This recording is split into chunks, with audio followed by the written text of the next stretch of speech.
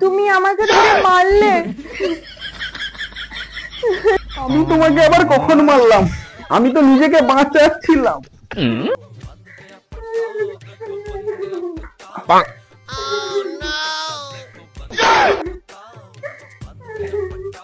ওরম করে কাঁদছো কেন? আমি কি তোমাকে মেরেছি নাকি? তোমার এই রূপ দেখার জন্য তোমাকে আমি বিয়ে করেছিলাম। আমি আজকেই বাবার বাড়ি চলে যাবো।